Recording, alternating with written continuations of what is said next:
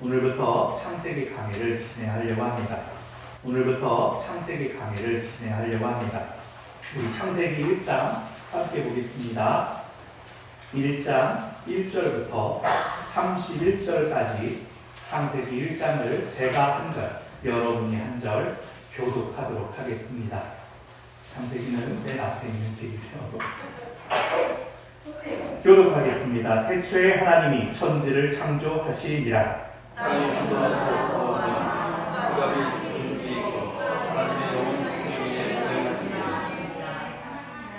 하나님이 이르시되 빛이 있으라 하시니 빛이 있었고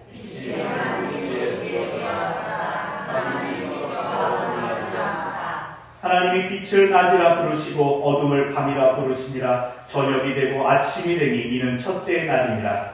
하나님이 이르시되 물 가운데 궁창이 있어 물과 물도 나누라 하시고 하나님이 궁창을 만드사 궁창 아래의 물과 궁창 위의 물로 나뉘게 하시니 그대로 되니라. 하나님이 궁창을 만들어 주시니라. 저녁이 되고 아침이 되니 이는 첫째 날이니라. 하나님이 이르시되 천하의 물이 한 곳으로 모이고 묻이 드러나라 하시니 그대로 되니라.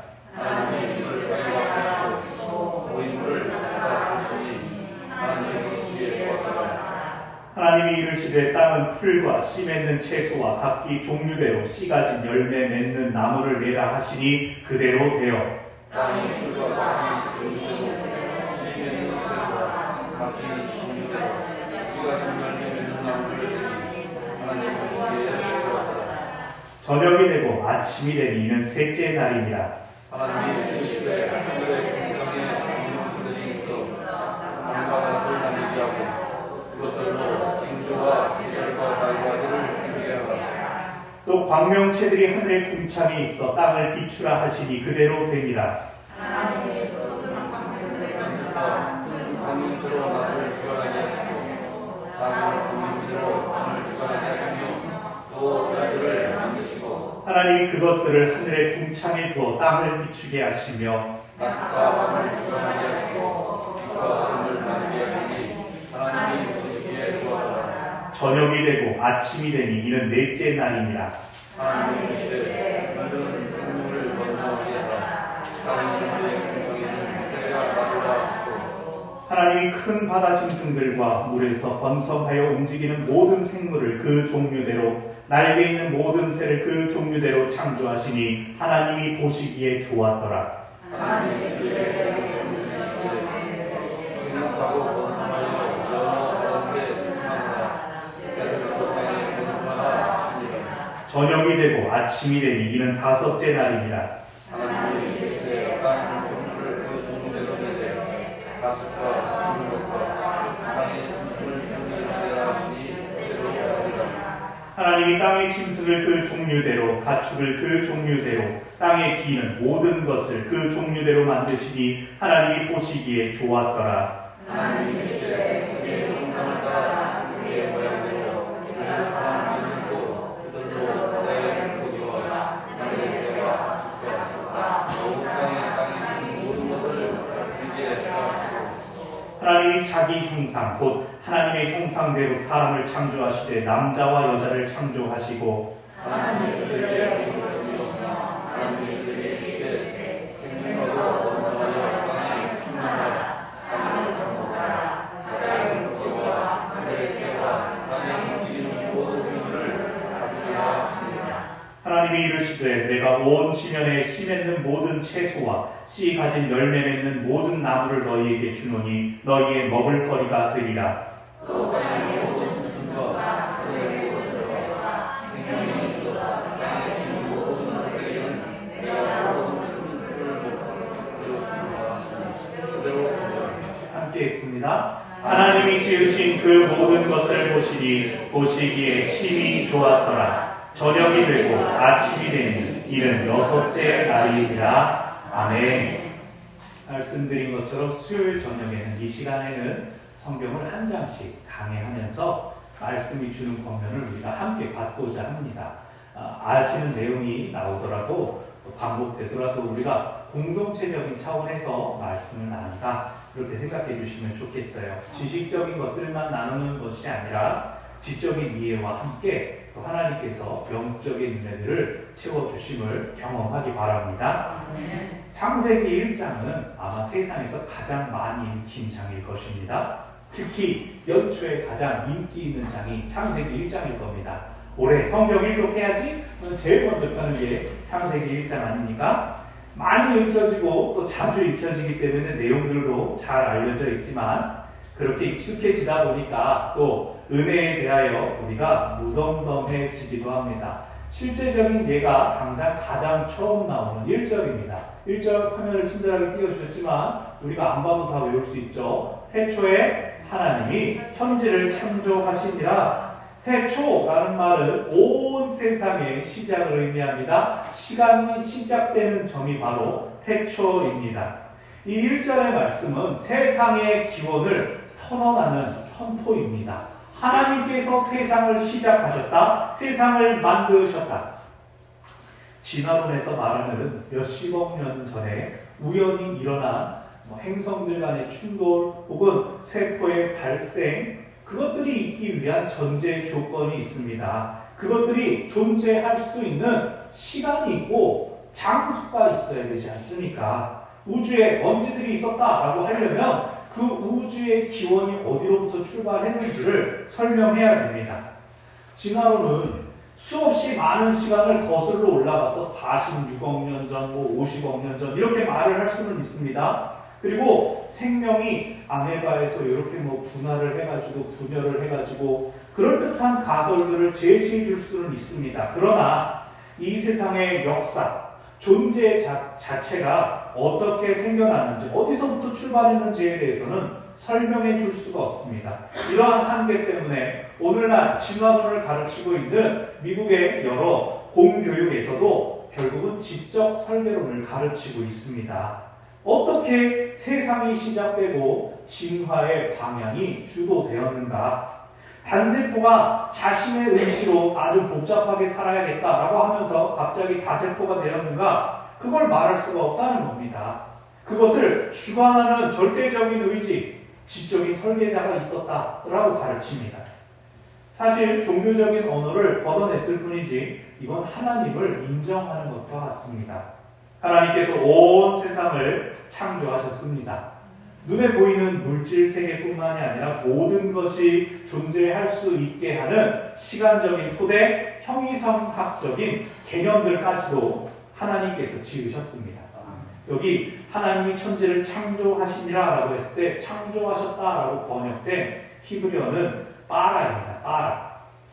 인간도 만들 수 있죠. 자신의 필요를 위해서 조명도 만들고, 제가 잘 켜지 못했던 LED 전광판도 사람의 손과 기술로 만들어졌습니다. 근데 사람의 창조는 아싸라고 합니다. 히브리어로.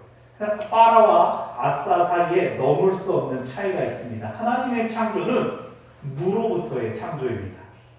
아무것도 없는 것으로부터 하나님은 있게 하실 수가 있습니다. 그러나 사람은 어떻습니까? 재료가 필요합니다. 무언가를 만들었을 때 이전에 가지고 있었던 진료가 변하지 않습니다. 무게가 동일합니다. 사람은 창조를 한다기보다 상태를 바꾸는 것을 해낼 수가 있습니다.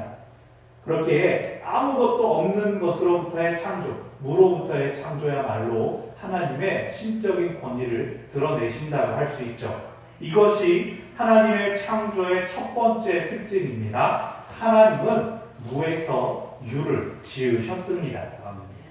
태초에 하나님이 천지를 창조하셨다라고 할 때 태초라고 하는 이 시간조차도 하나님께서 무언가를 하실 때 가능하게 된 것입니다. 하나님은 모든 것의 출발이 되시고 또한 의미가 되시는 분이십니다. 존재하지도 않고 의미도 없던 어떤 것이 하나님의 창조로 인하여 시간이 되었고 우리가 사는 세상이 된 것입니다. 여러분 이것을 아십니까? 하나님은 영원하시고 영이시기 때문에 무소부재하시다. 어디나 존재하신다라고 우리가 분명히 알고 있지 않습니까? 그런데 하나님께서 시간의 출발점을 찍으시기 위하여 하나님은 어떻게 하셨습니까? 그 시간의 한계 가운데 들어오시면서 창조가 시작되었습니다. 하나님은 어디에나 자유롭게 거하실 수 있는 분이신데 어떠한 특정한 공간의 피조물들을 위한 공간을 형성하신 것입니다. 어떤 심리학자, 제임스 힐만이라는 심리학자는 이것을 이렇게 표현합니다. 하나님께서 창조 사역을 위하여 뒤로 물러나셨다. 그래서 하나님의 뒤로 물러나심을 통하여 온 세상이 출발했다. 그곳이 바로 우리를 위한 자리이다. 즉 창조 사역 가운데에는 하나님께서 자신을 시간 가운데로 제약하심, 제한하심, 장소적으로 당신을 한정 지으심이 나타납니다. 2절을 보십시오. 세상이 시작되던 때에, 그때에 하나님 주변 환경은 어떠했는가? 땅은 혼돈하고 공허하며 흑암이 깊음 위에 있었다. 흑암과 깊음이 겹쳐져 있었습니다. 여러분 여기 나오는 4개의 단어들을 보십시오. 혼돈, 공허, 흑암, 깊음. 이것들은 부정적인 의미를 떠올리지 않습니까? 무질서함 혹은 죽음, 멈춤, 정지됨을 떠오르게 합니다. 사실 무질서와 죽음이라는 표현도 이 2절 상황에서는 바르지는 않습니다. 왜 그렇습니까? 질서가 있어야 무질서가 존재합니다. 생명이 있어야 죽음의 상태가 무엇인지를 알 수 있지 않습니까? 그러나 지금 이 2절의 상황은 아무것도 어떤 것으로 의미도 없고 존재도 없고 표현할 수 없는 상태입니다. 자, 다시 하나님께서 스스로 물러나심을 통하여 당신을 제한하심을 통하여 세상이 의미를 갖게 된 것입니다. 조금 더 쉬운 예로 저희 집 말씀드린 것처럼 이사했고 계속해서 제 아내가 힘써서 짐을 제자리에 놓고 있습니다. 근데 아직 손을 대지 못한 부분은 어떠냐면 빈 자리마다 책들이 꽂혀 있습니다. 근데 시리즈물이 따로 분리되어 있습니다. 제가 이전에 책을 분류할 때 주제별로 혹은 내용별로 또 어린이 책과 저희 어른들의 책을 다 분리를 해놨는데 그것들이 다 뒤섞여 있는 상태입니다. 시리즈물을 읽으려고 그러면 1권을 읽고 2권을 찾기 위해서 다른 책꽂이를 막 헤매야 되는 것이죠. 또 작은 물건들, 충전기나 손톱깎이 같은 것들 대체 어느 서랍에 들어갔는지 다 열어도 보이지 않습니다. 아주 우연히 발견될 겁니다. 필요한 것들은 안 보이고 잃어버린 줄 알았던 물건들이 갑자기 발견되고 있습니다. 분명히 새 집인데 물건들이 분명히 다 그 안에 있는데 어디에 있는지 알 수 없는 혼돈과 공허의 상태죠. 이 질서를 계속해서 저희가 찾고 있는 겁니다. 그러한 상황 가운데 하나님의 영이 수면에 운행하셨다라고 2절은 말하죠. 하나님께서는 그 혼돈과 공허에 삼켜 계시지 않았습니다. 하나님은 분리되어 계셨습니다. 즉 하나님의 거룩하심이라는 속성이 저 2절에서도 나타나는 것이죠. 하나님의 첫 번째 말씀은 3절에서 빛이 있으라. 혼돈과 공허를 몰아낼 수 있는 것은 더 많은 빈 창고가 아닙니다. 빛입니다. 혼돈, 공허, 흑암, 깊음과 완전히 반대되는 빛이야말로 그것들을 몰아낼 수 있습니다. 어둠 속에 있을 때는 그림자를 결코 알아볼 수가 없습니다. 빛이 비쳐야 그림자인 줄 알고 그것으로부터 벗어날 수가 있는 것이죠. 요즘 뉴스를 계속해서 장식하는 게 무엇입니까? 이태원 참사 아닙니까? 그 슬픔과 놀람과 아픔 가운데 사람들이 계속해서 마음을 진정시키지 못하고 있습니다. 오래전 산풍사고에서 살아난 사람이 여러분 그렇게 피해자들한테 관심 가지지 마세요라고 호소할 정도입니다. 지금 그 참사를 당한 세대들이 또 세월호 아이들과 동면배라는 사실이 또 우리의 마음을 더 무겁게 합니다. 뉴스에서 계속 떠들고 이야기를 하는데 가장 큰 문제가 무엇입니까? 아무도 책임을 지고 있지 않습니다. 그 사태를 처음부터 사고를 미연에 방지할 수 있었던 사람들도 없었고 지금도 없는 것처럼 보입니다. 사람들이 혼란하고 우왕좌왕하고 감정적으로 동요하고 있는 가운데 심리학 전문가들은 또 상담가들은 피해 당사자들은 물론 놀란 국민들을 향하여 조언합니다. 이럴 때일수록 우리를 힘들게 만드는 저것으로부터 벗어나 완전히 반대되는 일을 하라라고 합니다. 물론 추모의 마음을 가지고 슬퍼하면서 이 일이 다시 일어나지 않도록 원인 규명을 철저하게 하는 것도 중요하지만 과도한 스트레스로 인하여 우리가 거기에 휘말려 들지 않도록 귀여운 동물 사진을 보거나 아니면 맛있는 것을 먹으러 다니거나 고요하고 잔잔한 풍경을 보면서 우리의 마음을 달래는 것이 필요하다. 이 상황과 전혀 반대되는 어울리지 않는 것 같은 일을 하는 것이 도리어 우리의 마음을 회복시킨다고 말합니다. 오늘 말씀을 영적으로 적용해 본다면 문제가 닥쳤을 때 문제에 함몰되는 것, 그 문제 안에 깊이 들어가는 것은 스스로를 혼돈과 공허의 상태로 밀어넣는 것과 같습니다. 큰 슬픔 앞에서 반대로 의식적으로 기쁨의 찬양을 올려드리고 좌절과 절망 속에서 감사의 기도를 올려드리는 것, 전혀 우리의 주어진 상황과 반대로 의식적으로 하나님을 바라보려고 애쓰는 것, 노력하는 것, 그것이 바로 우리 심령에 빛이 비추게 하는 것입니다. 빛으로부터 시작된 창조가 어떻게 진행됩니까? 빛, 둘째 날 궁창, 셋째 날 바다와 땅, 그리고 식물을 만드셨습니다. 넷째 날이 돼서는 해, 달, 별을 만들어서 낮과 밤을 주관하게 하셨습니다. 첫째 날부터 넷째 날까지의 창조 사역의 특징은 둘째 날 궁창으로 물을 하늘 위아래로 나누었습니다. 또 물을 모아서 바다가 되게 하고 땅이 드러나도록 하셨습니다. 즉 혼돈과 공허, 흑암과 기품이 있던 땅에 하나님께서 질서와 원칙을 정하셨다는 것입니다. 이것이 하나님의 창조의 두 번째 특징입니다. 하나님은 질서를 부여하십니다. 질서는 하나님의 섭리입니다. 더 어려운 말로는 경륜이라고 합니다. 창조의 몇째 날, 몇째 날, 몇째 날이다 라고 할 때 지나가는 진술로 저녁이 되고 아침이 되니 이 말씀이 반복되죠. 창조 질서, 그 안에 담긴 하나님의 섭리가 우리 삶의 가장 기본적인 요소들을 유지시켜줍니다. 제가 전에 살던 곳 근처에 서울 시립 어린이 병원이 있었습니다. 주로 희귀병을 가진 어린이들이 장기간의 치료를, 집중 치료를 받는 곳이었습니다. 근데 한 어린이가 있었습니다. 이 어린이는 배부름을 느낄 수가 없었습니다. 음식을 먹으면 포만감을 느껴서 이제 배불러 그만 먹어야지 해야 되는데 이 아이는 그게 신경이 문제가 생겼는지 심리적인 것인지 이 아이는 도저히 배부름을 느낄 줄 몰랐습니다. 그래서 이미 배가 빵빵해질 정도로 음식을 먹었는데 이 아이는 난 너무 배고파요, 난 너무 배고파요 그러면서 계속 먹어야 되는 겁니다.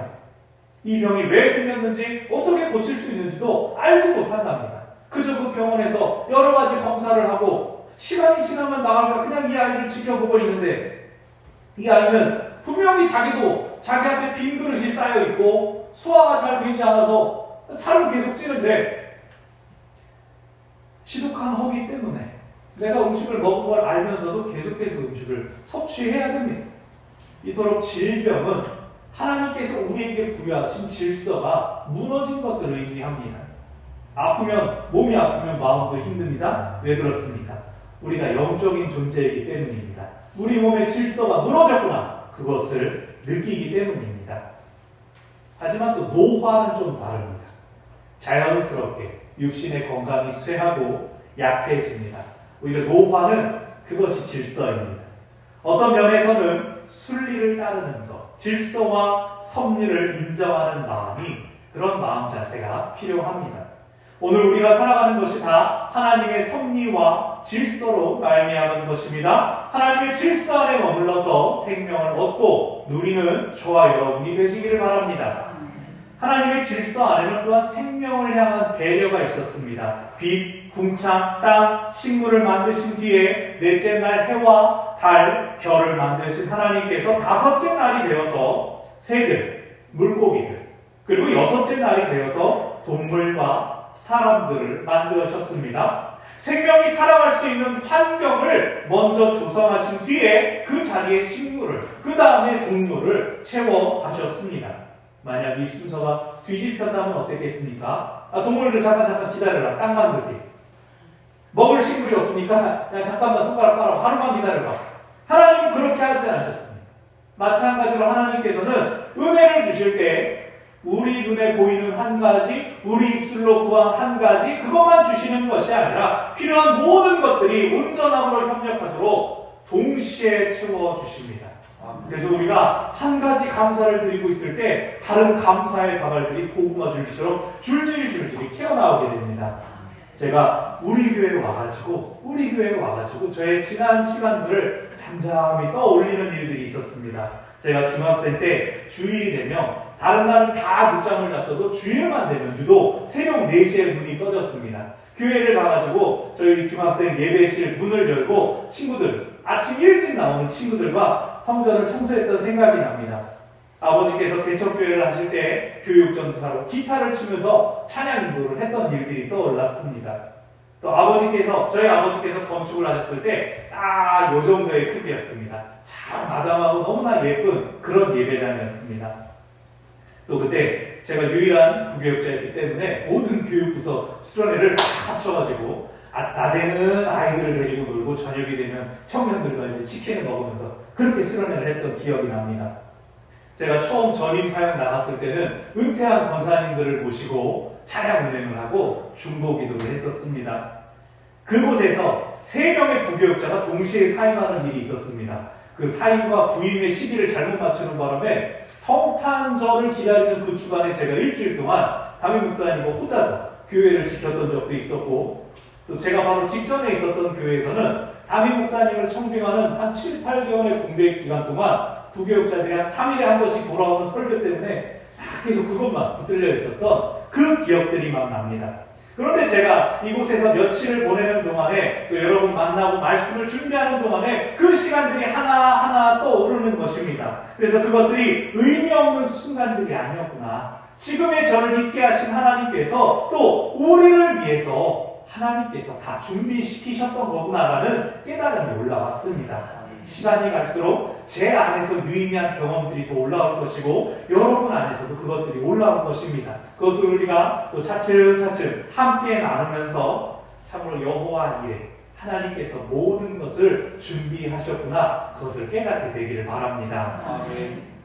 하나님께서 온 천지를 창조하신 뒤에 소감을 남기시죠. 보시기에 좋았더라. 이게 바로 창조의 이유이자 목적입니다. 하나님께서 보시기에 좋아서, 하나님께서 기뻐하셔서 만드셨습니다. 31절, 가장 마지막 절인 31절은 이렇게 마무리되죠. 하나님께서 지으신 그 모든 것을 보시니 보시기에 심히 좋았더라. 아까 처음에 말씀드렸죠. 하나님께서 당신 자신을 제한하여서 세상을 만드셨습니다. 그렇게까지 해서 세상을 지으신 이유와 목적은 하나님이 그걸 원하셨다는 겁니다. 아주 쉬운 겁니다. 단순한 겁니다. 하나님께서 이 세상을 보고 싶으셨던 겁니다. 이게 무엇을 의미할까요? 이것은 이 세상에 우리 주위에 있는 모든 것들 중에 의미 없는 것은 하나도 없다는 뜻입니다. 모든 피조물이 하나님께 사랑받는 존재입니다.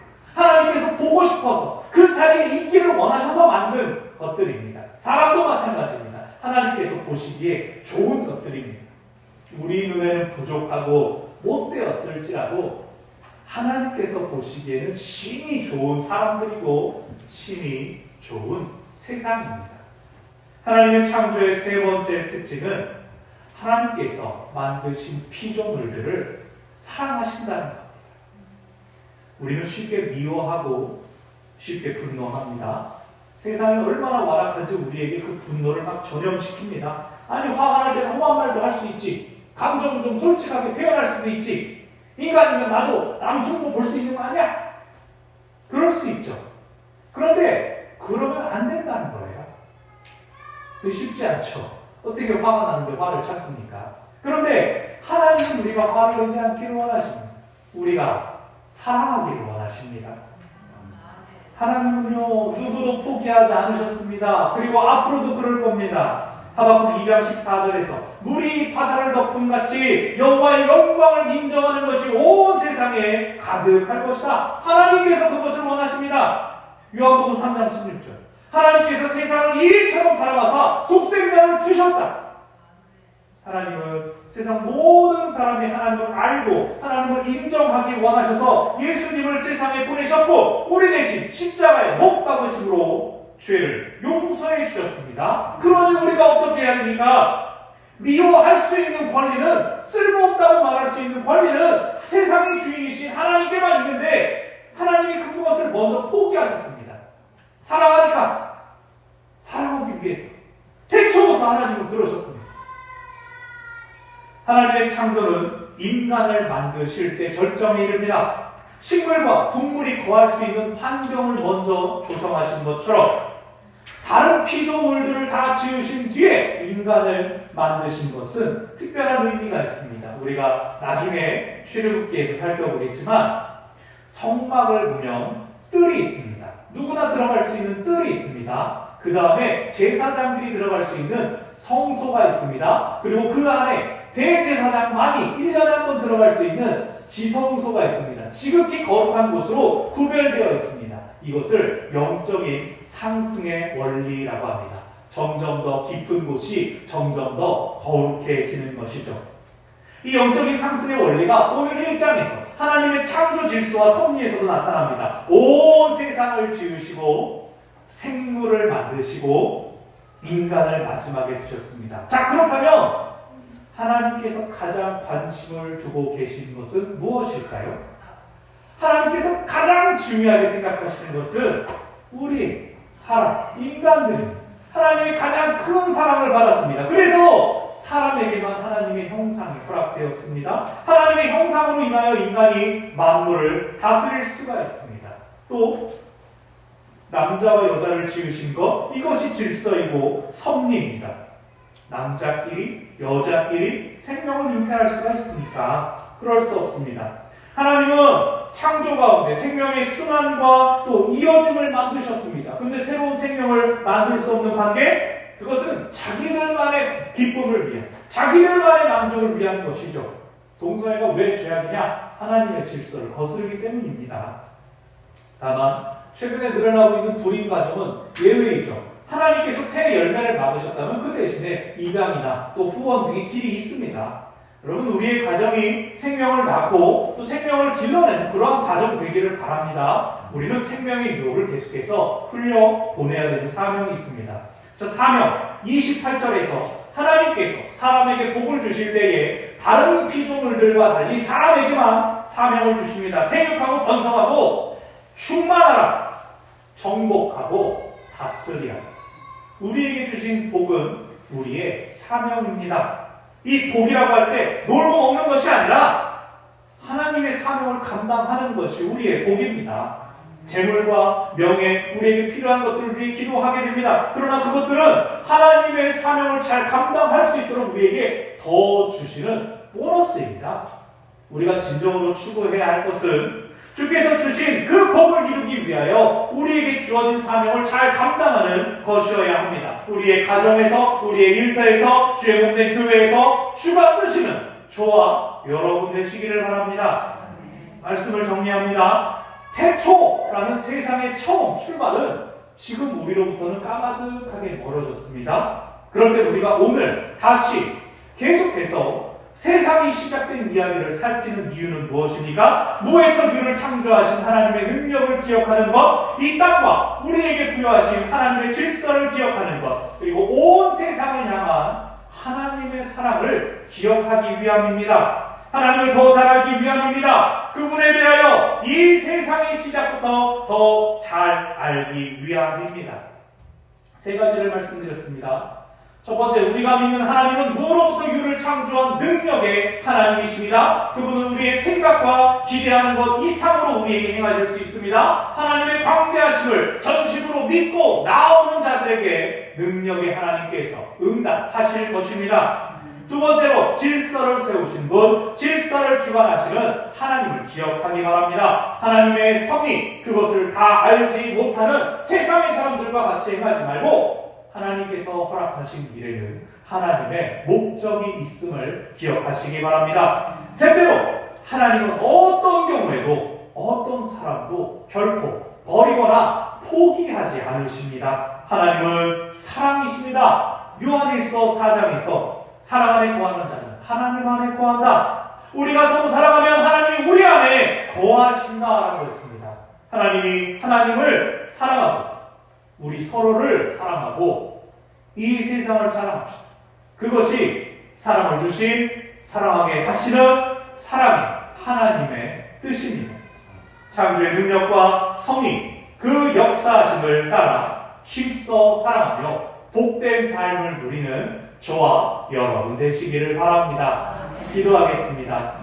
주님, 하루에 피곤하고 지친 삶을 마치고 주님 앞에 나와 다시금 말씀으로 새롭게 깨어나기를 구한 종들이 이곳에 있습니다. 오늘부터 시작된 창세기 강해를 통하여 하나님 우리를 향하여 보시기에 좋았더라 하신 그 음성을 다시금 듣기를 원합니다. 하나님, 우리가 발붙이고 살아가는 세상에 우리를 힘들게 만들고 지치게 만들고 우리로부터 떨어져 있어도 여전히 사람들을 다치게 하고 서로를 지켜주지 못할지라도 하나님은 이 땅을 향한 소망을 놓지 않고 계시며 모든 사람이 구원을 받기까지 끊임없이 사랑하시며 그 자리로 우리를 보내심을 저희가 기억합니다. 주님, 저희를 보내주시옵소서. 사랑하게 하여 주시옵소서. 다시금 사랑을 떠올려 주시고 다시금 사랑으로 품고 기도하게 하여 주시옵소서. 예수님의 이름으로 기도합니다. 아멘.